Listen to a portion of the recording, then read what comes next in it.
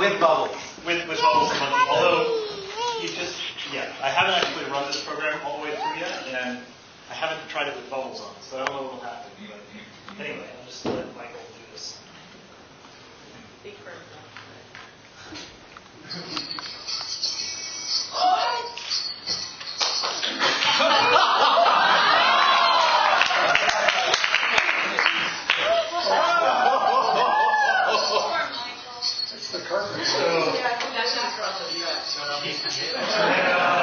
You need the training wheels in the back. Like, oh my God. But Bucky throws off his balance. That's the best moonwalk I've ever seen. Yeah, he can go forward and backwards. So sometimes he goes forward, sometimes he goes So backwards. he moonwalks. Nice. He doesn't. Let's see it, folks. There. That was a little short. But yeah, so that's it.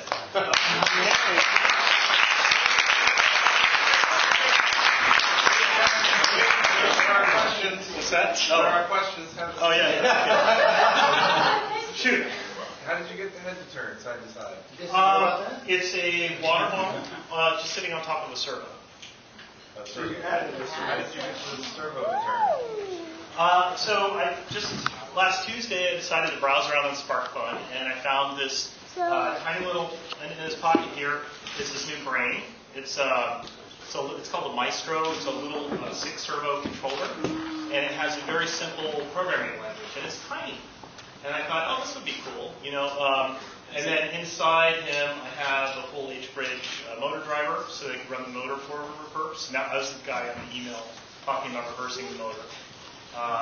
And then a few of these other things can be inputs, like the button. And let's see, what's the other one? Oh, the music. Turning this little music package. It's all done by that little controller. So I found that on Tuesday. I overnighted it and started playing with it. And I thought, this is going to work. Hooked it all up.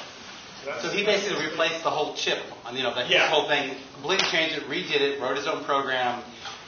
There's pieces that he didn't quite finish, one of which was, go ahead, explain. Well, you must know what he had planned to do. So my goals, I'd never played with servos before, so I wanted to learn about servos, and I wanted him to be able to moonwalk forward and backwards, and I really wanted his hair to catch on fire. But I spent a couple of hours fooling around with, those Zippo lighters, the ones that were not the electric ignition ones, and those piezoelectric igniters take just too much force, and it was just too hard to build a mechanism that would push one.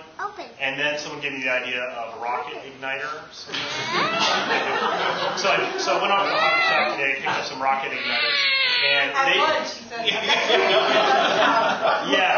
and I got a few of them to go off, but I only had one. If I had hooked into the H-bridge, that could have been 3 amps. That would have been enough to fire the rocket.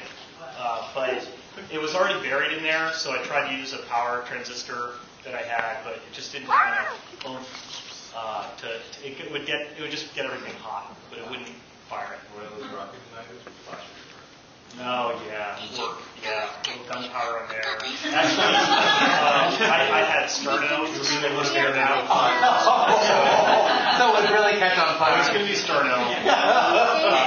But, if he fell over and then rolled around and caught on fire, I think that's what he did when it happened, actually. So I got the music, I got the servos, and I got the moonwalking. So I got 3 out of 4. That's not bad.